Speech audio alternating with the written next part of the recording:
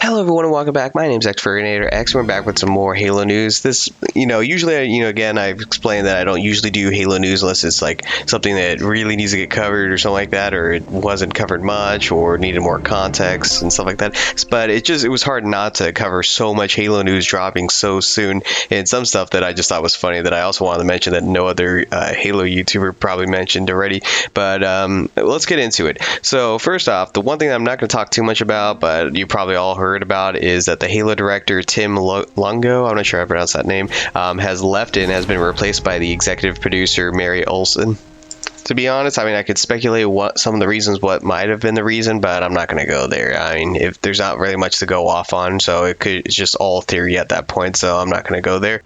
As for Halo Infinite, with news that some people are not really liking to hear about, they saw the news article from GameSpot about Halo Infinite with microtransactions, and a lot of people are up in arms about this, just really bummed out by this, because technically they still have not confirmed microtransactions are going to be in the game themselves, but thing is, with everything being said about like the job postings that they've been putting out there, it's kind of obvious at this point what's being implied here.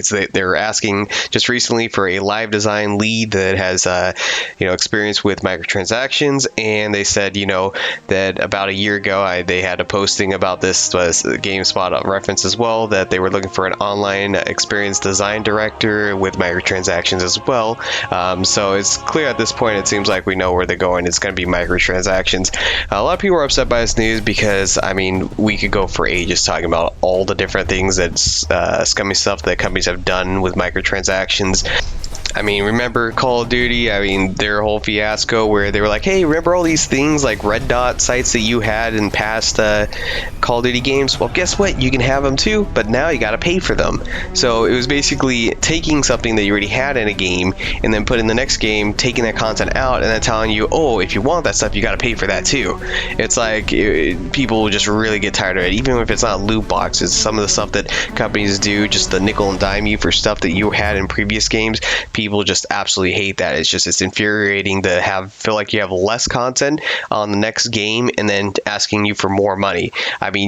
Just imagine that the next car model that comes out and has less features in it, you don't have the radio in it, you don't have any AC, and they go, oh, you want that? You got to pay for that too.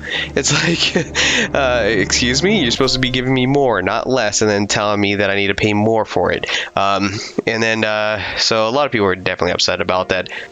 For me, I'm not really upset by this. I'm not surprised by it. I kind of knew they were going to go with microtransactions in the end, most likely, because of the fact that it just seems to point out that direction.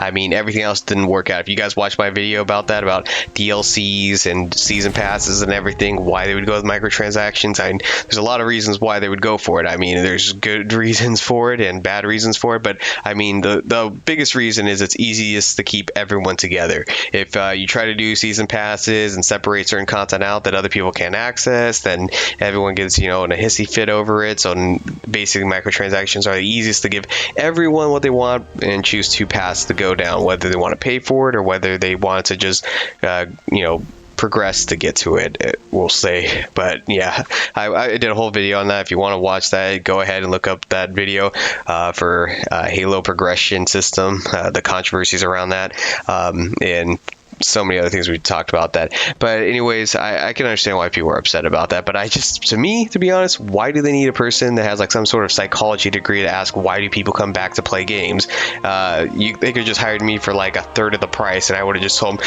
because you could just throw microtransactions in anything, the addictive personality just kicks in.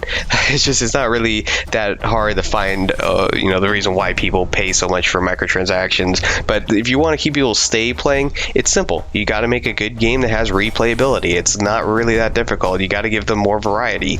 And that's why people stick with Halo for so long. There's been people that have been with Halo for such a long time because there's actually things that they enjoy about it. And when you don't have that stuff, then you end up with Halo 5, where a lot of people left because when they got the game, all they got was pretty much a multiplayer that was basically angled towards the competitive edge and a campaign that not many people cared about. The forging was, not there. Theater mode hardly really worked, so it wasn't great for montagers.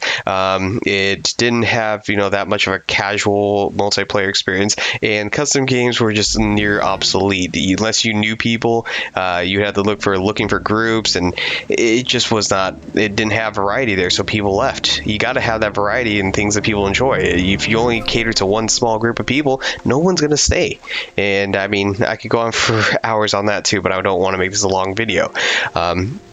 So there's people that are worried about how they're going to do this, what's going to be the outcome, because if you look at everything they've said and everything that seems to be true and all the things it points at, it looks like it's going to be microtransactions, and some people are fearing the worst possibility, which I will say that would suck if they go with that route. And a lot of people say, no, they won't go that route. They said they wouldn't, and a lot of people have misinterpreted things that 343 said, so they're going to be surprised by this. But the worst possible outcome is they do microtransactions the Halo 5 way with loot boxes, and what they do to get around the part where they said they were not going to use any real money loot boxes is that they instead add an in-game currency, and you have to pay real money for the in-game currency to access the loot box. And therefore, they didn't lie to you, it's actually in-game currency, but they got around that. But in the end, it's just loot boxes with real money with an extra step involved. That's it.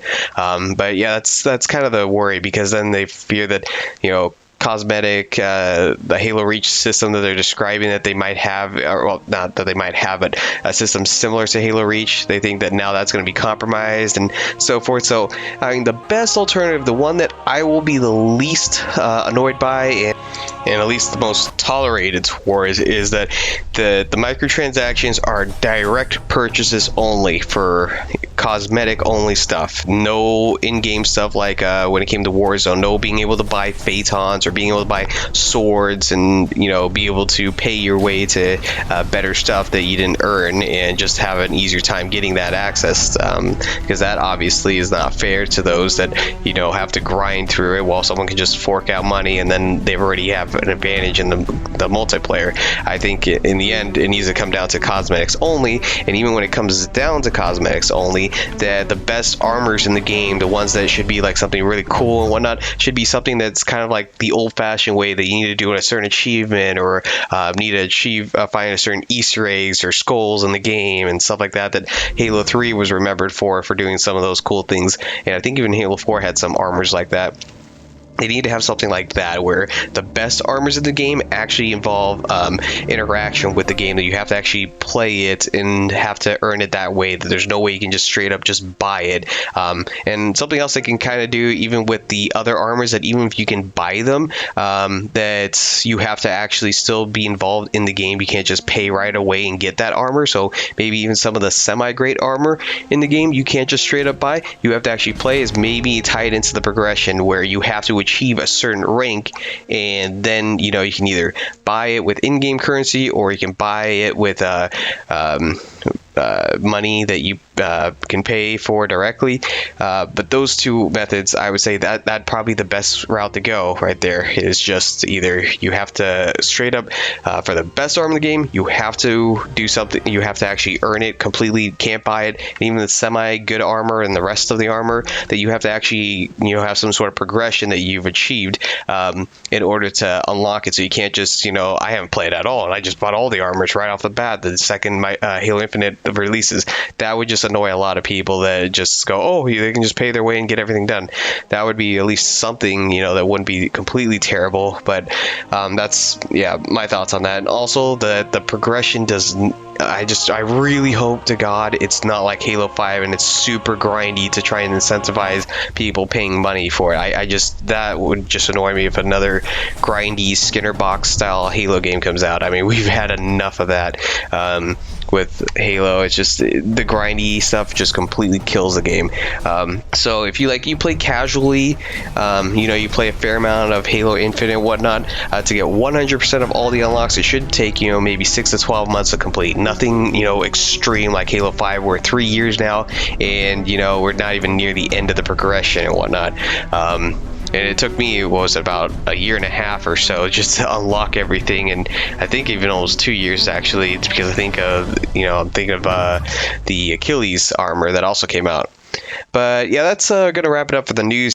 Also, news here with Halo, but also Gears of War related, is that if you get the Gears 5 Ultimate Edition, you get to play as Kat and Emil, both in the matchmaking and horde mode multiplayer. So this is going to be something pretty cool to play as if you guys enjoy that. Which, by the way, is pretty funny because now we've gone full circle here, where we've actually, this was a video like almost a decade old or so, back when Machinima was around, and that was Gears of Halo Theft Auto 5. And it's actually finally happened, you guys. We finally did it. I think that's funny. I think it'd be pretty cool if they come up with a game mode where you have vehicles and you can hijack it, because then you literally have embodiment of like a Spartan in Gears of War hijacking a vehicle. That would just be hilarious. But yeah, we now have a Gears of War 5, a Halo 5, and a Grand Theft Auto 5. So we finally did it. We finally achieved that video. That's pretty funny to think about, that it actually finally happened.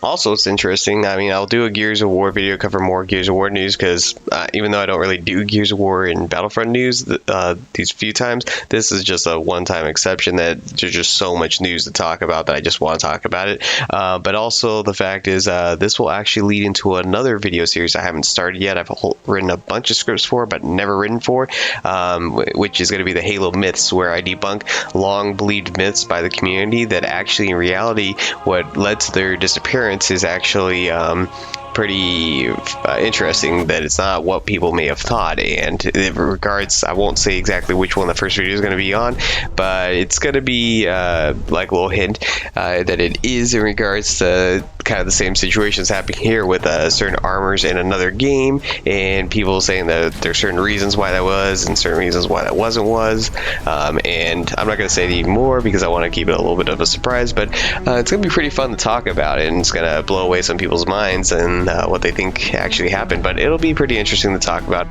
Yeah, it's kind of unfortunate though that the Machinimas got removed. Luckily someone re-uploaded that specific video, but unfortunately there was a lot of videos I was going to cover that actually were published by Machinima, but now because Machinima's gone, unfortunately it's going to be hard to get material for that. But anyways, that's going to be it for Halo news. I will upload a Gears of War and a Battlefront news just because there's some really cool stuff there, and I do play those games, and even though I usually don't cover news on them, there's actually some really cool stuff that just dropped, and I just can't hold back wanting to talk about it. So I'll post those videos if you're interested in that. But otherwise, we'll end the video off here, and if there's anything else you want to hear about, talk about, put it down in the comment section and so forth, and I'll see if that's a possibility.